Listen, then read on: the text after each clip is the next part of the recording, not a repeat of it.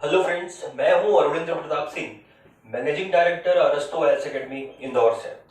तो दोस्तों, आज हमारे लेक्चर का जो टॉपिक होगा वो हम फ्रांस की क्रांति का सेकंड पार्ट करेंगे। ठीक है, तो फर्स्ट पार्ट हम हमारे अपने प्रीवियस लेक्चर में हमने सारा कुछ कवर कर लिया है। वहां पर हमने फ्रांस की क्रांति के कारणों को पढ़ा था, हमने वहां पर तात्कालिक कारणों को पढ़ा था, साथ में फ्रांस की क्रांति के प्रभाव क्या पड़े और फ्रांस की क्रांति फ्रांस में ही क्यों हुई इस समय पर, ये सारी चीजों की चर्चाएं हमने अपने पहले लेक्चर में कर ली थी। तो अब हम करेंगे अपना सेकंड पार्ट, और सेकंड पार्ट पर मैंने यहाँ पर लिखा हुआ कि हमें किन किन चीजों को, किन किन बिंदुओं को पढ़ना पड़ेगा।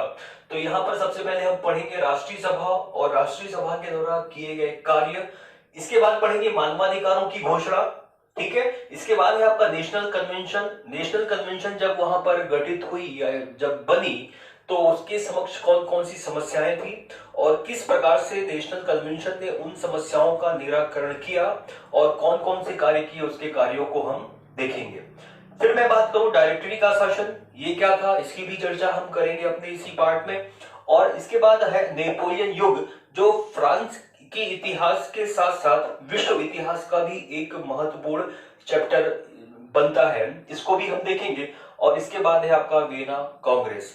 तो ये सारे बिंदुओं पर हम अपने इसी लेक्चर में बात करेंगे। तो चलिए, अगर मैं एक चीज आपको बताना चाहूंगा कि अगर इस लेक्चर को अगर आपको बेहतर ढंग से समझना है तो आपको इससे पहले का जो प्रीवियस लेक्चर है, मतलब फ्रांस की क्रांति का पहला पार्ट, उसको आपको बेहतर तरीके से समझना पड़ेगा।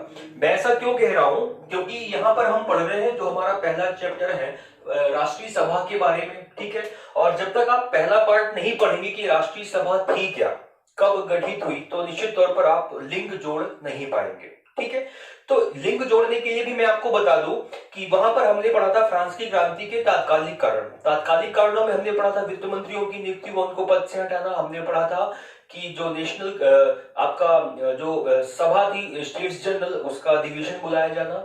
ठीक है, इसके बाद हमने पढ़ा था कि राष्ट्रीय सभा की स्थापना। ठीक है, तो राष्ट्रीय सभा 17 जून 1789 को गठित होती है। ठीक है, और गठित होने के क्रम में हमने वहां पर यह भी पढ़ा था कि जो तृतीय सदन थे, तृतीय सदन के मेंबरों ने मिल करके ही राष्ट्रीय सभा का गठन किया था 17 जून 1789 में। और ये जो सभा थी कब तक बनी रही, तो 30 सितंबर 1791 तक, मतलब कि मुश्किलात अगर आप देखें तो 2 वर्ष का कार्यकाल था इस राष्ट्रीय सभा का। अब चूंकि हमने पढ़ा था उसी चैप्टर में कि बास्तिल दुर्ग का पतन, ठीक है, ये प्रमुख कारण था, कारणों के साथ साथ एक परिणाम भी था फ्रांस की क्रांति का, बास्तिल दुर्ग का पतन। तो अब देखना ये है कि जब बास्तिल दुर्ग का पतन हो चुका होता है, ये घटना होती है फ्रांस की राजधानी पेरिस में। ठीक है, जब बास्तिल दुर्ग का पतन होता है और पेरिस के में या फ्रांस के जो निरंकुश राजतंत्र जो था लुईस लहमे के शासन का अंत होता है, तो अब पूरी फ्रांस की जो स्थिति बनती है, जो कि आपको अभी तक समझना ये है कि अभी तक हमने जिन कारणों को पढ़ा है वो सारे कारण कहां पर घटित हो रहे हैं, फ्रांस की राजधानी पेरिस में। ठीक है, लेकिन इन सभी कारणों का जो प्रभाव पड़ा वो संपूर्ण फ्रांस में पड़ता है। ठीक है, तो अब संपूर्ण फ्रांस के जो किसान थे, जो श्रमिक थे, या ये कहें जो विशेषाधिकारहीन वर्ग था, वो विशेषाधिकार प्राप्त वर्ग के खिलाफ क्रांति कर देता है। ठीक है, फ्रांस के विभिन्न शहरों में अब जितने भी सामंत होते हैं उनके द्वारा जितनी भी उनकी जागीरें हैं, उनके भवन हैं, उनकी इमारतें हैं, उनके जो लेखा जोखा का जो विवरण है वो सब जो है तो उनमें तोड़फोड़ कर दी जाती है, आग लगा दिए जाते हैं। ये सारी घटनाएं जो है फ्रांस में चल रही होती है। और उसी समय चूंकि बास्तिल दुर्ग के पतन के पश्चात राष्ट्रीय सभा का जब अधिवेशन बुलाया जाता है तो राष्ट्रीय सभा के मेंबर्स मिलते हैं आपस में, और सभा के दौरान ही उस राष्ट्रीय सभा में एक चर्चा का विषय बनता है कि फ्रांस में ये जो अशांति व अराजकता का माहौल है, इसका प्रमुख कारण क्या है। ठीक है, तो जब चर्चा हो रही होती है राष्ट्रीय सभा में, तो वहां पर ही एक सामंत वर्ग का एक व्यक्ति होता है जिसका नाम था नोयक। ये व्यक्ति उठ करके खड़ा होता है और यह बोलता है कि फ्रांस में जो ये अराजकता का माहौल है, इस अराजकता के माहौल का जो प्रमुख कारण है वो है सामंतों के विशेषाधिकार विशेषाधिकार मतलब सामंत वर्ग को या पादरी वर्ग को जो विशेषाधिकार प्राप्त है, इन्हीं के कारण जो है फ्रांस में ऐसा माहौल बना हुआ है। अगर आप इनके इनके विशेषाधिकारों को समाप्त कर देते हैं तो निश्चित तौर पर ये जो अराजकता का, अशांति का माहौल बना हुआ है संपूर्ण फ्रांस में, वो क्या हो जाएगा, समाप्त हो जाएगा। तो इसकी बात का कुछ और सामंतों ने क्या किया, समर्थन किया, और समर्थन करने के क्रम में उन्होंने अपने विशेषाधिकारों को क्या किया, त्याग दिया। और त्याग करने के क्रम में ही सबसे पहले 4 अगस्त 1789 में राष्ट्रीय सभा के द्वारा पहला कार्य किया गया कि सामंतों के विशेषाधिकारों को क्या कर दिया गया, खत्म कर दिया गया। ठीक है दोस्तों, तो अब हम देखेंगे कि ये जो राष्ट्रीय सभा थी, इस राष्ट्रीय सभा के प्रमुख कार्य कौन कौन से थे। ठीक है, उन कार्यों में जो कि पहला काम था आपका सामंतवादिता का अंत, या कह सकते हैं विशेषाधिकार प्राप्त वर्गों के विशेषाधिकारों की समाप्ति। इसके बाद इसी संविधान सभा के द्वारा क्या किया गया, मानवाधिकारों की घोषणा भी की गई। चर्च की जागीरों का अंत कर दिया गया, मठों का अंत कर दिया गया, स्थानीय शासन में सुधार किया गया, आर्थिक सुधार किए गए, संविधान का निर्माण किया गया और धार्मिक सुधार किए गए। तो क्वेश्चन बनता यह है कि संविधान सभा क्या थी और संविधान सभा के द्वारा किए गए कार्यों का वर्णन या उल्लेख करें। ठीक है, ठीक, राष्ट्रीय सभा, तो राष्ट्रीय सभा क्या थी, इसके कार्यों का उल्लेख करें। तो आपको वहां पे बताना है कि राष्ट्रीय सभा क्या थी। ये तृतीय सदन के सदस्यों से मिलकर बनी हुई 17 जून 1789 में गठित एक सभा थी। ठीक है, इसके द्वारा जो प्रमुख कार्य किए गए वो निम्न है। अब हम देखते हैं कि सामंतवादिता का अंत, तो इसमें आपको लिखना क्या है कि हमने अभी तक क्रांति में पढ़ा है कि चूंकि क्रांति का जो प्रमुख कारण था वो स्वतंत्रता जो है वो समानता के विरुद्ध लड़ी गई थी या मांगी गई थी। ठीक है, तो यहां पर भी हमने देखा था कि फ्रांस में 2 प्रकार के समाज हुआ करते थे, एक विशेषाधिकार प्राप्त वर्ग, एक विशेषाधिकार हीन वर्ग। तो यहां पर किया यह गया कि राष्ट्रीय सभा ने अपने इस 2 वर्ष के कार्यकाल में पहला काम था कि सामंतों के विशेषाधिकारों को क्या कर दिया, उसने समाप्त कर दिया। कहने का मतलब अब जितने प्रकार के कर लगते हैं वो सभी कर इनके द्वारा भी दिए जाएंगे। इनकी जो संपत्ति है उन संपत्ति पर अब चूंकि राष्ट्र ने क्या कर लिया, उनकी संपत्ति पर अधिग्रहण कर लिया। तो इस प्रकार के कुछ काम किए गए राष्ट्रीय सभा के द्वारा और सब सारे अधिकार इनके समाप्त कर दिए गए। दूसरा है मानवाधिकारों की घोषणा की गई। ठीक है, अब यहां पर आप देखिए कि मैंने यहाँ पर जिन पॉइंटों को लिखा था उनमें एक पॉइंट आपका था मानवाधिकारों की घोषणा। तो इस मानवाधिकार की घोषणा कौन करता है, इसी राष्ट्रीय सभा के द्वारा 27 अगस्त 1789 में की जाती है। तो यहाँ पर राष्ट्रीय सभा के कार्य जब हम पढ़ेंगे तो उसमें आपके 2 चैप्टर आपके कंप्लीट हो जाएंगे, एक इसके कार्य, साथ ही आपके मानवाधिकारों की घोषणा भी। तो पहले हम कार्यों को देखते हैं, उसमें था पहला ये, इसके बाद देखते हैं मानवाधिकारों की घोषणा। ठीक है, मानवाधिकारों की घोषणा जो है राष्ट्रीय सभा के द्वारा 27 अगस्त 1789 में ये प्रस्ताव पारित हुआ और इसके अंतर्गत वहां पर देखिए कितने प्रकार के जो है लोगों को मानविक अधिकार प्राप्त हुए। उनमें से है आपको समानता का अधिकार, कि फ्रांस की सभी नागरिकों को समानता का अधिकार प्राप्त होगा। दूसरा है कानून के समक्ष समान होंगे, फ्रांस के सभी नागरिक जो है वो कानूनों के समक्ष क्या होंगे, समान होंगे। किसी भी व्यक्ति से किसी भी प्रकार का कोई भी भेदभाव नहीं किया जाएगा। ठीक है, ये अधिकार प्राप्त हुआ। फिर था आपका योग्यता अनुसार राज्य में पदों की प्राप्ति होगी। ये भी एक प्रमुख मानवाधिकार था जो कि राष्ट्रीय सभा के द्वारा प्रदान किया गया मानवाधिकारों की घोषणा में। ठीक है, कि जो व्यक्ति जितना योग्य होगा उस व्यक्ति को उसकी योग्यता के आधार पर राजकीय पद जो है प्राप्त हो सकेंगे। इसके बाद है संपत्ति रखने का अधिकार, कि फ्रांस के सभी नागरिकों को अपनी संपत्ति रखने का अधिकार होगा। अगर राज्य उनकी संपत्ति को अधिग्रहित करती है तो राज्य जो है उसकी उस संपत्ति का निश्चित मूल्य जो है राज्य देगा। तो ऐसी बातों का उल्लेख चूंकि कर दिया गया था। फिर था कि लेखन, भाषण व प्रकाशन की स्वतंत्रता होगी। इसका उल्लेख भी मानवाधिकारों में किया गया कि हर व्यक्ति को अपना लेख लिखने या किसी भी मुद्दे पर बात करने या उसको भाषण देने या प्रकाशन की स्वतंत्रता होगी। इसके बाद है कानून का निर्माण जनता की इच्छा से होगा।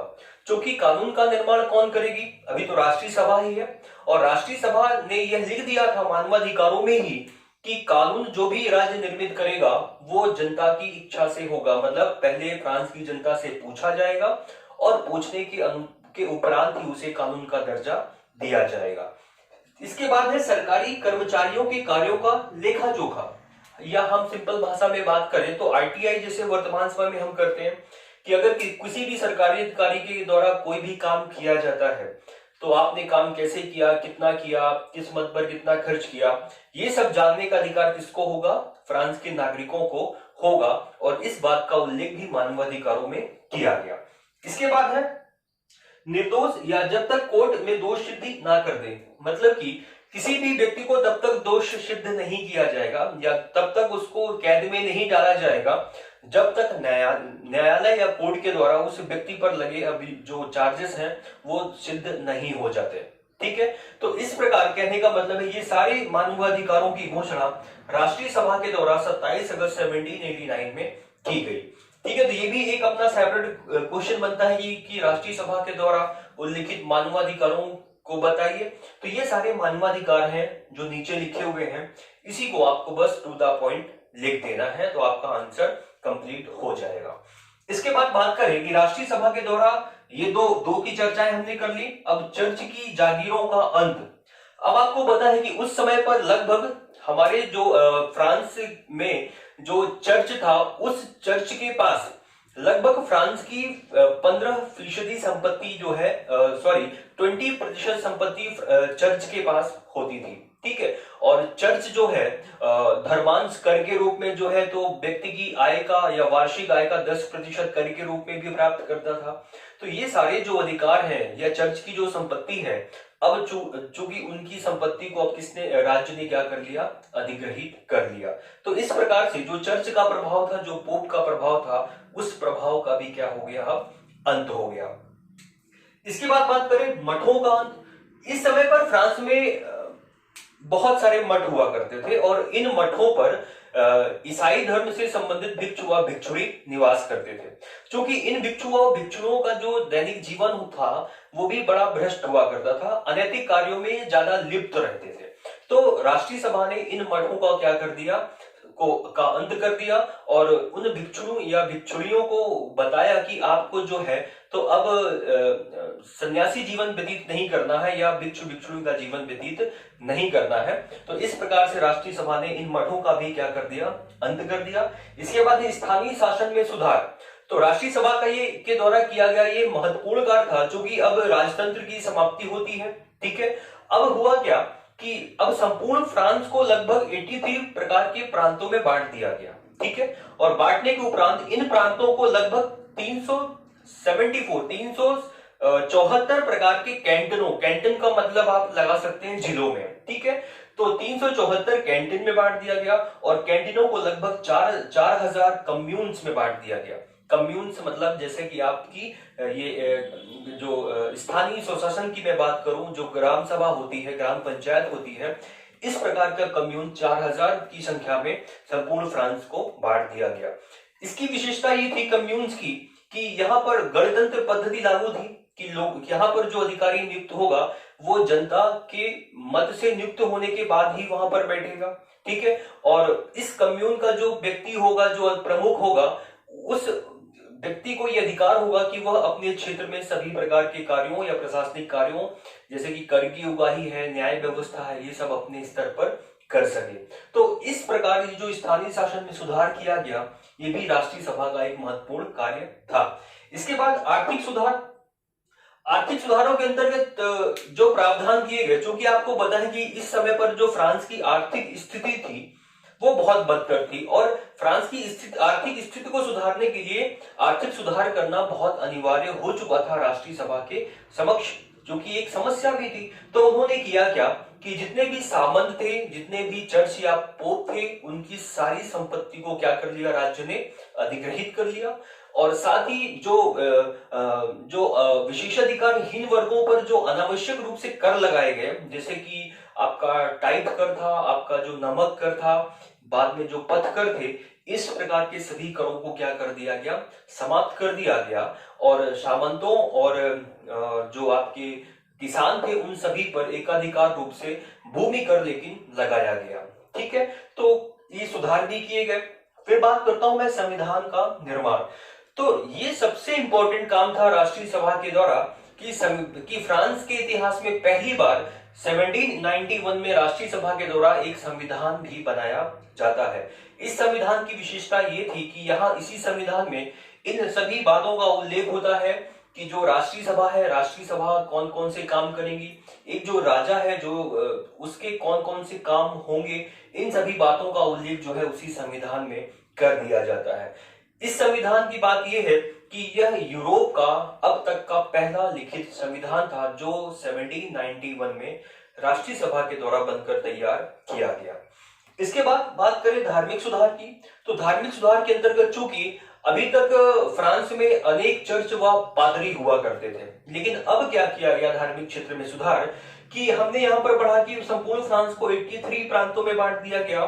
तो सुधार के क्रम में, धार्मिक सुधार के क्रम में अब क्या किया गया कि हर एक प्रांत में एक बिशप की नियुक्ति कर दी गई। तो इस प्रकार से संपूर्ण फ्रांस में 83 प्रमुख बिशप हो गए, ठीक है, हर जिले में एक प्रमुख बिशप नियुक्त किया गया। अब साथ में अब इनकी जो नियुक्ति है वो नियुक्ति जो है अब वो संविधान की शपथ लेने के बाद ही प्राप्त कर सकते हैं अपना पद। मतलब कि अब राज्य नियुक्त करता है बिशपों को और बिशप नियुक्ति से पहले क्या करते हैं, वो संविधान की शपथ लेते। अब जो है राज्य के द्वारा उन्हें एक निश्चित वेतनमान मिलता। तो ये सभी जो है प्रमुख सुधार या प्रमुख कार्य जो है संविधान सभा के द्वारा फ्रांस के इतिहास में संपन्न किए गए। तो ये तो था, आपको याद रखना है कि राष्ट्रीय सभा के कार्य, और हमने इसी कार्यों में एक कार्य था मानवाधिकारों की घोषणा, और इसी मानवाधिकारों की घोषणा में हमने इन सारे तथ्यों की बात हमने कर ली है। ठीक है, अब बात करते हैं हम, तो ये जो दो चैप्टर थे आपके ये कंप्लीट हो गए।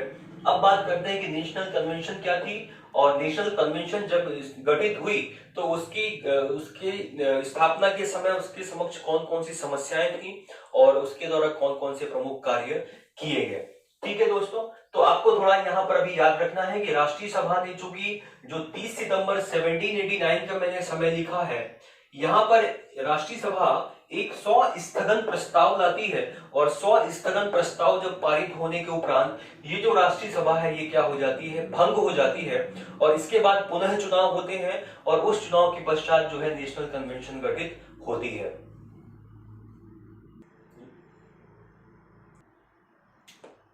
तो चलिए अब हम देखते हैं कि नेशनल कन्वेंशन के बारे में। ठीक है, तो आपको याद रखना है इसके बारे में कि इसका जो गठन हुआ वो 20 सितंबर 1792 में हुआ, और इसने कब तक अपना कार्य किया, 26 अक्टूबर 1795 तक, 1795 तक। तो लगभग 3 वर्षों तक इसने अपना शासन स्थापित किया फ्रांस में।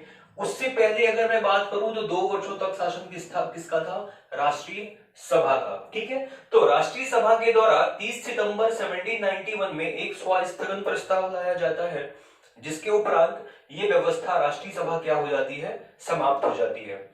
अब थोड़ा सा जानना ये है कि अब वहां पर जो आपका नेशनल कन्वेंशन है, नेशनल कन्वेंशन के द्वारा जो महत्वपूर्ण कार्य किए गए वो था कि फ्रांस में राजतंत्र को समाप्त करके फ्रांस में गणतंत्र की स्थापना करना। ठीक है, और यही वो नेशनल कन्वेंशन का ही काल है जब 1793 से लेकर 1794 के बीच फ्रांस में एक आतंक के राज्य की भी स्थापना होती है, तो हम उसकी भी बात करेंगे। तो लेकिन जब राष्ट्रीय सभा समाप्त हो जाती है, स्वयं को भंग कर लेती है, और उसके उपरांत जब फ्रांस में चुनाव करवाए जाते हैं, और चुनाव होने के उपरांत ही 20 सितंबर 1792 में नेशनल कन्वेंशन की स्थापना होती है। ठीक है, अब मैं बात करूं जो निर्वाचन हुआ, जो चुनाव हुआ, उस चुनाव में इस कन्वेंशन में कुल कितने सदस्य नियुक्त हुए, 782 मेंबर। ठीक है, 782 सदस्य हुए।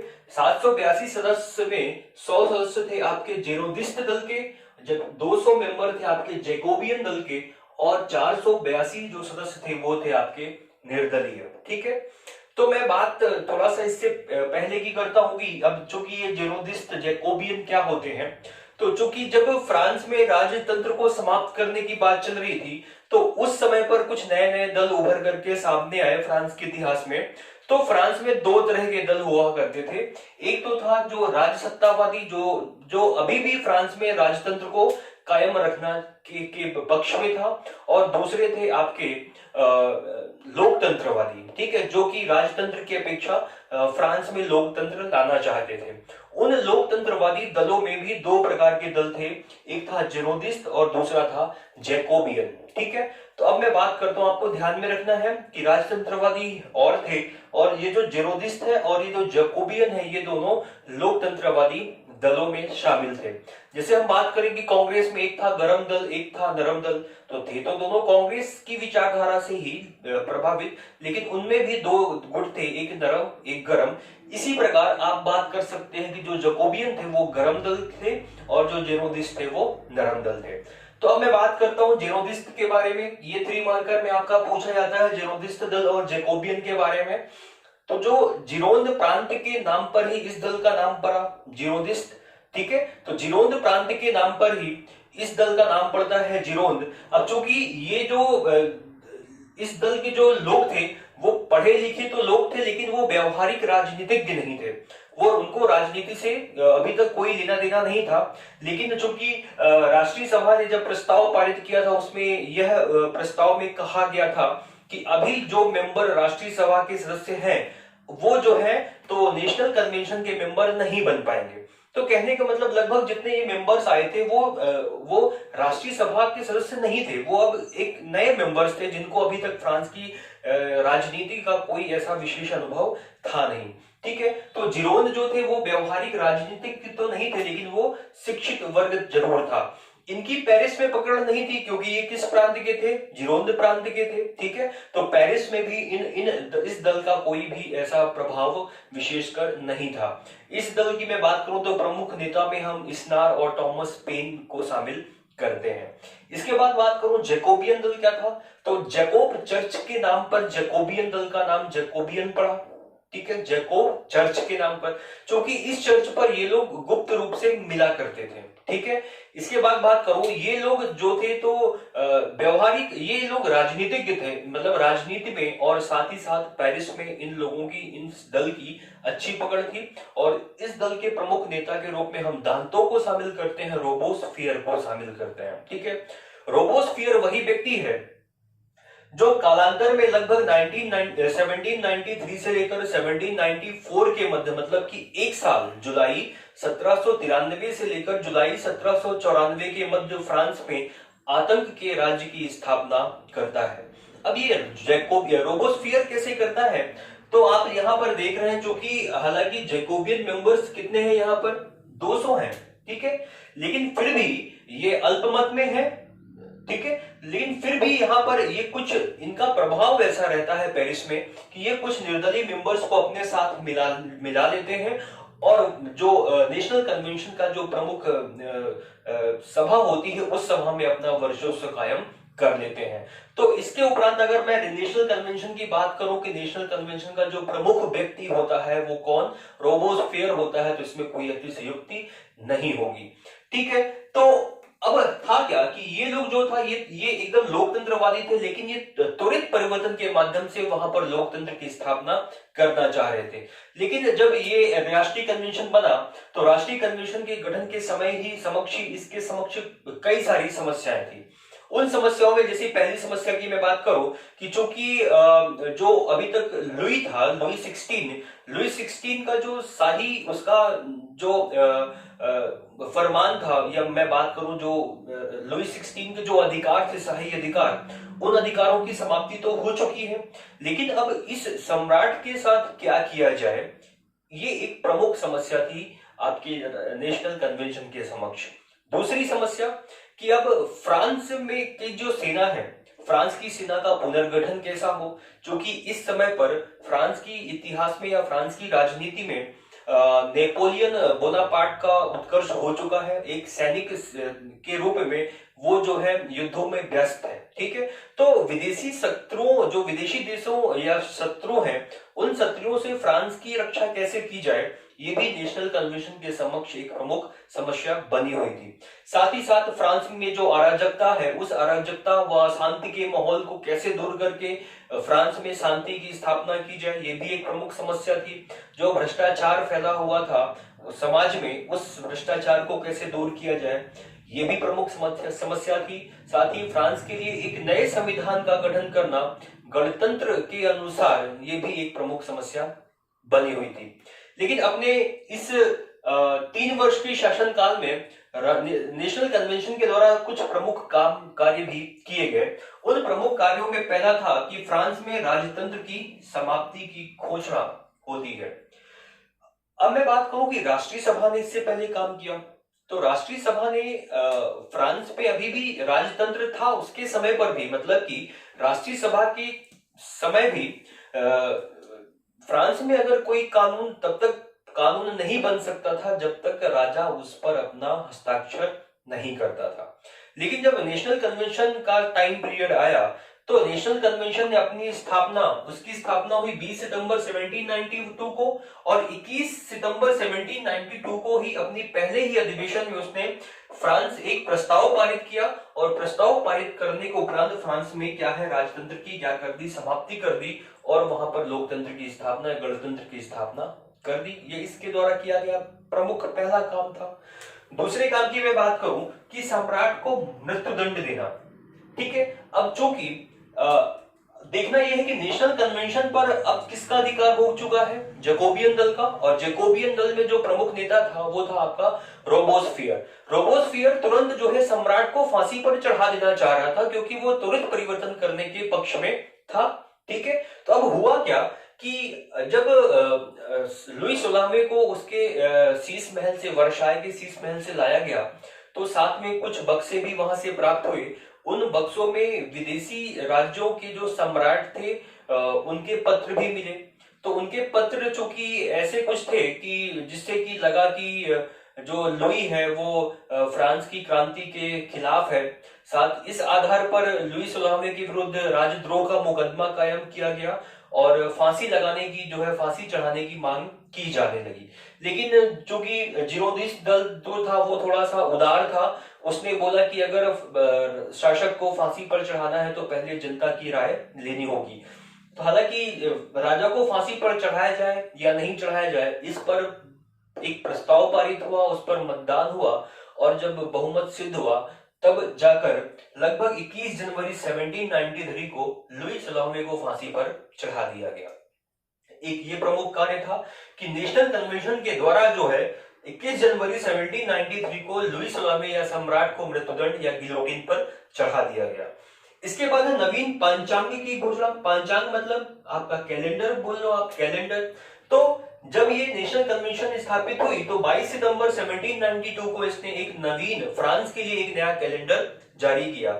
उस कैलेंडर में 12 महीने होते थे और इन 12 महीनों के नाम प्रकृति या पशु पक्षियों के नाम पर रखे गए। ठीक है, अब इसके बाद में बात करूं कि अगर एक माह में 30 दिन होते थे और इन 30 दिन को 10-10 माह के 3 भागों में बांट दिया गया, ऐसा कुछ फ्रांस का कैलेंडर बनाया गया।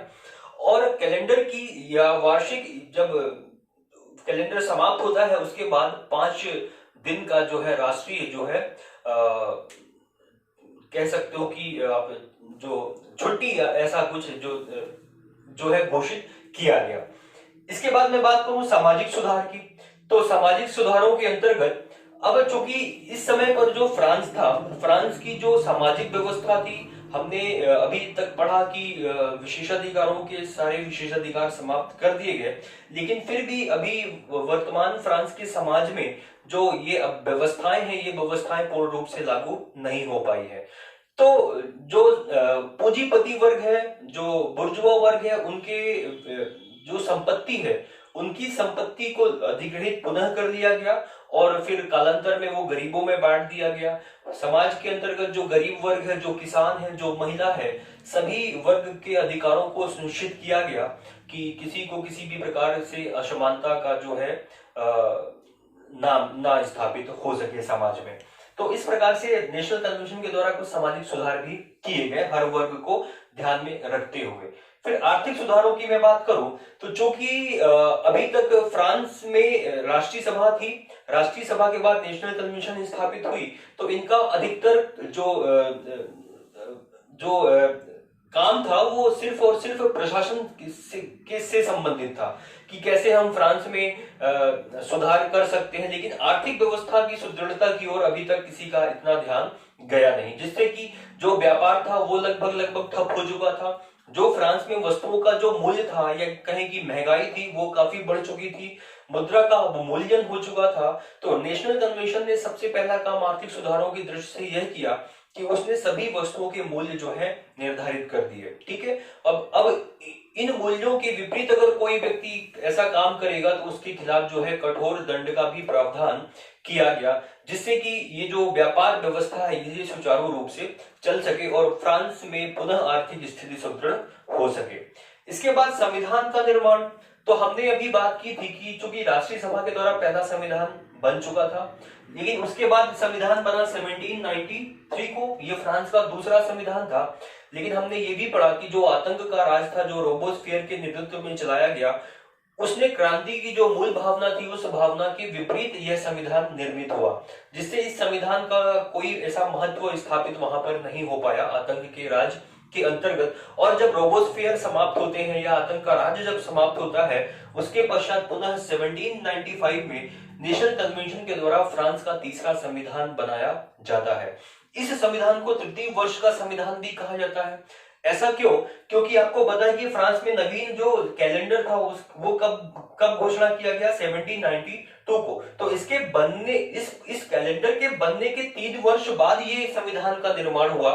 तो 92 से 95 के मध्य 3 वर्ष, तो इस आधार पर इसका नाम क्या रखा गया, तृतीय वर्ष का संविधान।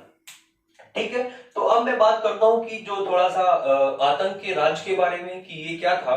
तो आतंक का राज्य फ्रांस में जो है तो 1793 से लेकर 1794 के मध्य जो फ्रांस की क्रांति थी, फ्रांस की क्रांति की रक्षा करने व उसके विरोधियों को दंड देने के लिए ये एक कठोर प्रशासनिक व्यवस्था जो थी, उसी व्यवस्था को आतंक का राज नाम दिया गया।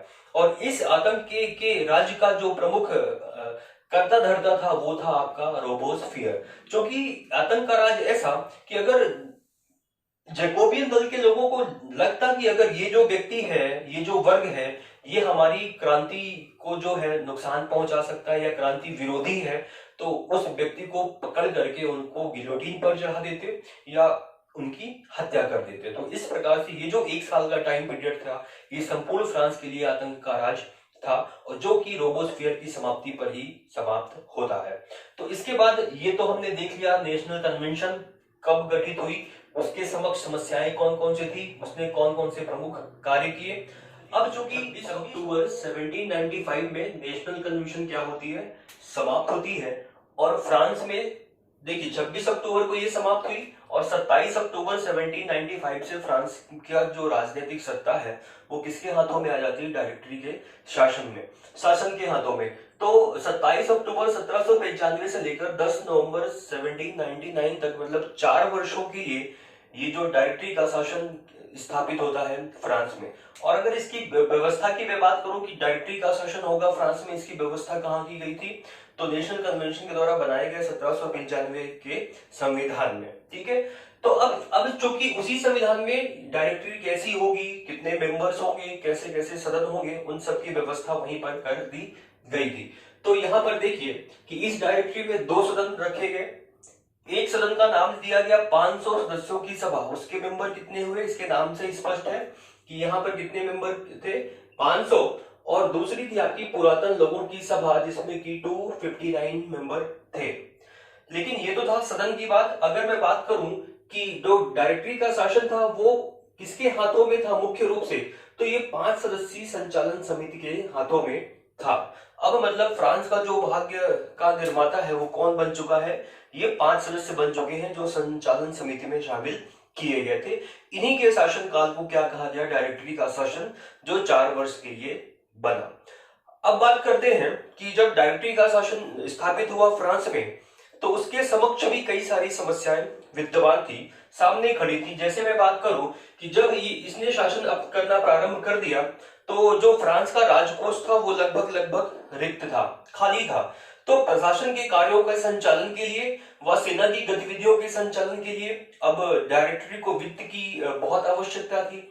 हालांकि उस समय पर फ्रांस में जो करों के माध्यम से जो पैसा आता था वो भी बहुत कम हुआ करता था। तो ये जो आर्थिक समस्या थी, इस आर्थिक समस्या को सुलझाना ये डायरेक्टरी के समक्ष जो है एक प्रमुख समस्या के रूप में खड़ी थी।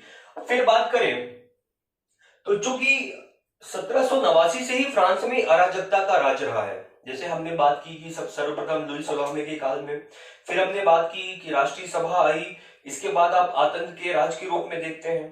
ठीक है, तो फ्रांस में अभी तक का जो माहौल है वो काफी आतंकित भरा हुआ माहौल था। तो अब जो है तो जनता को पुनः एक शांति का वातावरण प्रदान करना, ये भी डायरेक्टरी के समक्ष एक प्रमुख समस्या थी कि अब था क्या कि लोगों का पुनः विश्वास भी अर्जित करना था डायरेक्टरी को, क्योंकि वही लोग थे जिन्होंने राष्ट्रीय सभा पर विश्वास किया, जिन्होंने नेशनल कन्वेंशन पर विश्वास किया, लेकिन फिर भी फ्रांस में जो है तो शांति व व्यवस्था कायम नहीं कर सके। इसलिए इसके समक्ष प्रमुख चुनौती थी जनता का, फ्रांस की जनता का पुनः विश्वास अर्जित करना। तो ये जो सब समस्याएं थी डायरेक्टरी के समक्ष, इनको सुलझाने के लिए डायरेक्टरी ने बहुत प्रयास भी किया, लेकिन किंतु जो डायरेक्टरी के ये प्रमुख 5 सदस्य थे, ये जो है तो भ्रष्ट थे। अगर बात करें कि इन सभी समस्याओं को सुलझाने के लिए एक योग्य व्यक्ति की आवश्यकता थी, योग्य व्यक्तियों में ये जितने भी व्यक्ति यहाँ पर बैठे हुए थे, ये कोई भी योग्य ना होकर ये सारे पदभ्रष्ट लोग थे। ठीक है, इन्हें सिर्फ अपने स्वार्थों से लेना देना था, जनता की समस्याओं से कोई लेना देना नहीं था। जबकि दूसरी तरफ मैं बात करूं कि वैदेशिक नीति के अंतर्गत, चूंकि इस समय पर नेशनल कन्वेंशन के काल से ही चल रहे जो युद्ध थे वो इनके काल में भी चलते हैं, लेकिन इस समय पर इन युद्धों का संचालन जो है नेपोलियन बोनापार्ट के द्वारा किया जाता है। तो नेपोलियन ने लगभग आपके प्रशा हो गया, आपका ऑस्ट्रिया हो गया, रशिया हो गया, इन जैसों देशों के साथ जो है युद्ध किया और संभवतः युद्ध में विजय भी प्राप्त की। तो इस समय पर नेपोलियन जो है फ्रांस की सीमाओं में विस्तार भी करता है, और विस्तार करने के क्रम में वो एक राष्ट्रीय नायक के रूप में उभर कर सामने आता है। तो जब अभी नेपोलियन बोनापार्ट, हालांकि ये जो चैप्टर है नेपोलियन का, वो हम एक अलग से इसको चैप्टर बनाएंगे, क्योंकि नेपोलियन बहुत इंपॉर्टेंट पार्ट बन जाता है फ्रांस की क्रांति के अंतर्गत और विश्व इतिहास के अंतर्गत। तो बहुत सारी चीजें होती हैं नेपोलियन में, तो हम उसके लिए एक अलग सा वीडियो करेंगे। ठीक है, तो अभी तक चूंकि जो नेपोलियन बोनापार्ट होता है वो आपका मिस्र, सीरिया जैसे अभियानों में व्यस्त होता है, और होता यह है कि जब विदेशी शक्तियों को एक गुट बना दिया जाता है, और जब नेपोलियन इसी मिस्र अभियान में होता है, तो उन्हीं विदेशी शक्तियों के द्वारा नेपोलियन द्वारा जीते गए प्रदेशों को पुनः जो है वो जीत लिए जाते हैं। तो अब यहाँ पर जो डायरेक्टरी के शासन की जो असफलता है वो यहाँ पर सिद्ध होती है, और नेपोलियन अपने कुछ सैनिकों के साथ मिस्र से वापस आता है फ्रांस, और फ्रांस आने के उपरांत यहाँ पर डायरेक्टरी के शासन को समाप्त कर देता है, और समाप्त करने के उपरांत पहला काउंसिल स्वयं नेपोलियन बनता है, और लगभग 1804 तक वो एक काउंसिल के रूप में कार्य करता है, और उसके बाद वो फ्रांस का सम्राट नियुक्त होता है। तो फ्रांस के सम्राट की नियुक्ति के पश्चात भी नेपोलियन जो है तो लगभग 18, अभी आपको याद रखना, देखिए कि मैंने बताया कि 10 नवंबर 1799 में हुआ क्या कि डायरेक्टरी के शासन को समाप्त करता है कौन? Napoleon Bonaparte. क्योंकि नेपोलियन बोनापार्ट फ्रांस की जनता के समक्ष एक ऐसे राष्ट्रीय नायक के रूप में उभर कर सामने आता है, क्योंकि उसकी जो वैदेशिक या उसकी जो सैन्य ताकत थी, सैन्य जो उसकी सफलताएं थी, ये इतनी ज्यादा थी कि इन सफलताओं ने फ्रांस की जनता को क्या किया? आकर्षित किया। तो ये एक मौका मिला नेपोलियन को, तो और उसने क्या किया? डायरेक्टरी के शासन को समाप्त कर दिया, और लगभग 1804 तक फर्स्ट काउंसिल के रूप में कार्य किया फ्रांस में।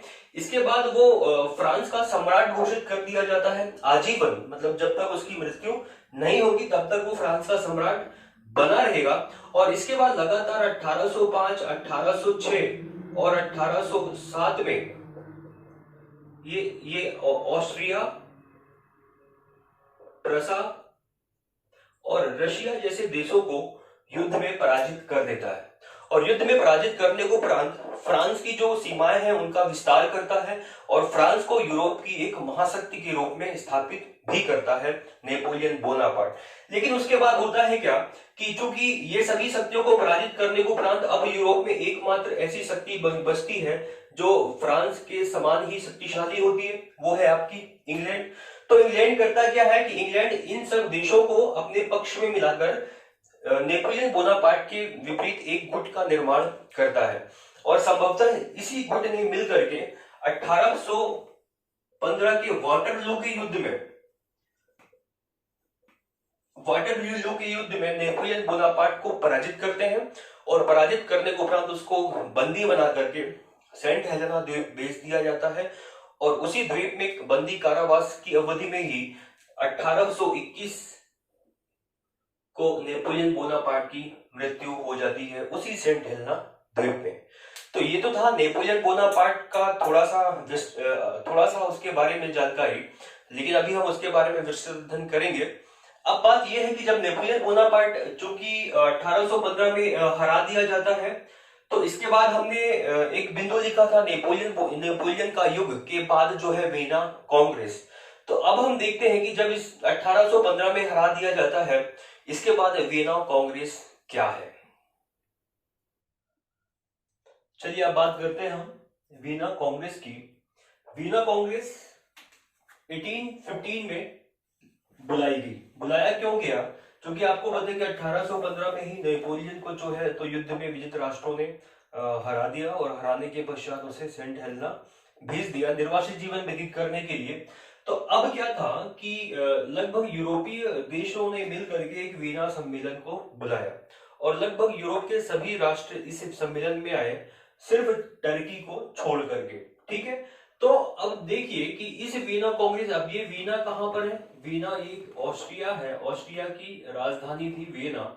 यहाँ पर सम्मेलन बुलाया गया, और कहने को तो इस सम्मेलन में बहुत सारे सदस्य थे, क्योंकि सभी राज्यों के या तो शासक आए थे, या तो उन शासकों ने अपने प्रतिनिधि को वहां पर भेजा था। तो प्रमुख रूप से इस सम्मेलन में 4 व्यक्ति थे जिनका सर्वेसर्वा हम कह सकते हैं जिनको, कि एक था आपका मेटरनिक जो कि ऑस्ट्रिया का चांसलर था, दूसरा जार अलेक्जेंडर जो कि रूस का शासक था, इसके बाद टेलरा जो फ्रांस का वित्त मंत्री, और कैशलरी जो ब्रिटेन का वित्त मंत्री था। ठीक है, इस वीना कांग्रेस में जो अध्यक्ष बनाया गया वो किसको बनाया गया? मेटरनिक को बनाया गया। मेटरनिक जो ऑस्ट्रिया का चांसलर था।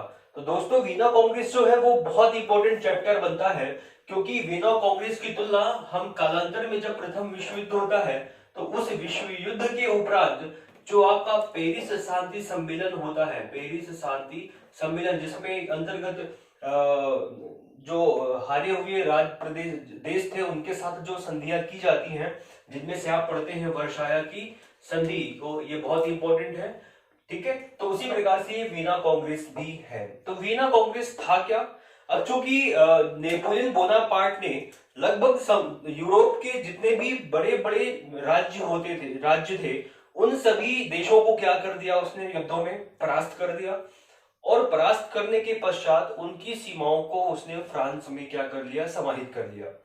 अब हुआ क्या कि यूरोप का जो मानचित्र था उस मानचित्र का स्वरूप बिगड़ चुका था। तो अब चूंकि नेपोलियन को पराजित कर दिया गया, तो फ्रांस की क्रांति के पूर्व की स्थिति में यूरोप के मानचित्र को स्थापित करना इस वीना कांग्रेस का प्रमुख उद्देश्य था। ठीक है, समझ में आ रही मेरी बात को? कि अब चूंकि देखिए कि फ्रांस की क्रांति कब हुई, कब से स्टार्ट हुई? 1789 से। ठीक है, इसके बाद ये हम नेपोलियन का काल आया, और इसके बाद 1815। तो इस समय पर जो यूरोप का स्वरूप था और इस समय पर जो यूरोप का स्वरूप था, उन दोनों में बहुत भिन्नताएं आ चुकी थी। तो इस यूरोप के स्वरूप को कहां पर लाना था? 1889 की स्थिति में, या फ्रांस की क्रांति के पूर्व की स्थिति में। यही इसका प्रमुख उद्देश्य था। ठीक है, लेकिन जब ये वीना कांग्रेस बैठी तो इस वीना कांग्रेस के समक्ष निम्न मुद्दों पर भी चर्चा की गई। तो हम बात कर लेते हैं कि कौन कौन सी चर्चा थी। अब था कि यूरोप की शांति को कैसे बनाए रखा जा सकता है, क्योंकि अभी एक ही व्यक्ति नेपोलियन बोनापार्ट आया और उसने संपूर्ण यूरोप में जो शांति का माहौल था उसमें अशांति फैला दी थी। तो अब जो है इनके समक्ष एक मुद्दा था कि अब ऐसा क्या किया जाए कि संपूर्ण यूरोप में जो है शांति व्यवस्था कायम हो सके। दूसरी बात मैं बात करूं कि फ्रांस की सीमा में परिवर्तन करना, क्योंकि अभी हमने बात करी कि नेपोलियन बोनापार्ट ने लगभग सभी देशों को, चाहे वो छोटे हो चाहे वो बड़े हो, सभी को हरा करके अपनी सीमाओं में मिला लिया और अपनी सीमाओं का विस्तार किया। ठीक है, तो अब चूंकि नेपोलियन बोनापार्ट को पराजित कर दिया गया है, तो अब फ्रांस की सीमाओं में कैसा परिवर्तन किया जाए, क्योंकि जिनसे हमने जीता था, फ्रांस ने जीता, अब उनकी सीमाओं को पुनः उनको वापस लौटाना है। तो ये जो फ्रांस की सीमा का मूल्यांकन है या सीमांकन है, ये कैसे किया जाए, ये भी इनके समक्ष एक प्रमुख समस्या बनी हुई थी। इसके बाद है आपका कि फ्रांस की सैनिक शक्ति को कम करना, ठीक है, क्योंकि आपको पता है कि फ्रांस की सेना के माध्यम से ही नेपोलियन बोनापार्ट ने लगभग यूरोप के सभी देशों को विजित किया। तो अब यूरोप की जो था इस फ्रांस की जो सैनिक शक्ति है, उसको इस हद तक कम कर देना कि ये भविष्य में कभी भी यूरोप के लिए जो है खतरा पैदा ना कर सके। तो इसके लिए उन्होंने क्या किया, सैनिक शक्ति को कम करने का प्रयास किया। किस प्रकार किया जाए, ये भी एक प्रमुख समस्या थी। इसके बाद फ्रांस के मित्र राष्ट्रों को दंड देना।